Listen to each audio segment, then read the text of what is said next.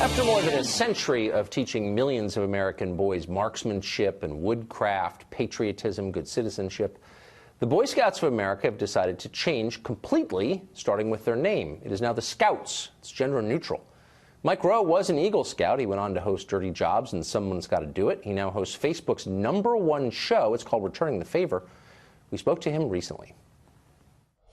Mike Rowe, thanks a lot for joining us. You were famously an Eagle Scout as a boy. The Scouts are no longer the Boy Scouts, but simply the Scouts. What's your response to that?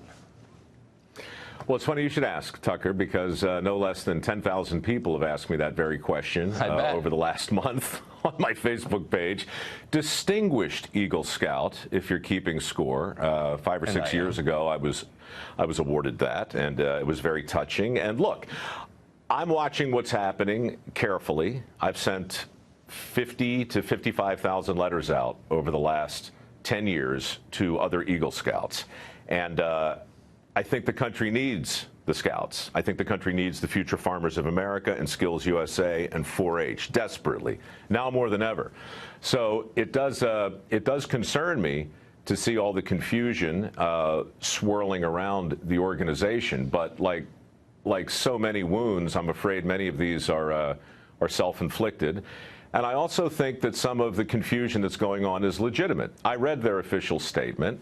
While girls are being welcomed in, I didn't read anything about integrated camping trips or troop meetings. I think it really is a play to compete more directly with the Girl Scouts. And I understand why the Girl Scouts are upset, but since when is competition a bad thing?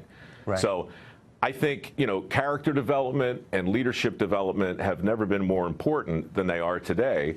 So my hope is that the Boy Scouts assume the opportunity that's presenting itself and become an antidote for the safe space environment that's out there and push back a little bit. I mean, not to sound like the angry guy on your neighbor's porch yelling at the kids on the lawn, but when I was in the Scouts in '74 and '75, it wasn't a safe space there in the basement of our church. I mean, you'd go home with a bloody nose sometimes or a black eye. We had a boxing ring.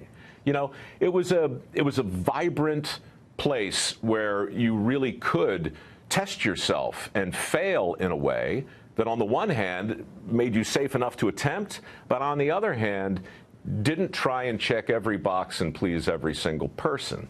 It's a tough time. I'm sympathetic for the leaders, but I'm afraid you've got to draw the line somewhere and be very, very clear about what you stand for as well as against. So you don't see this as the end of something then?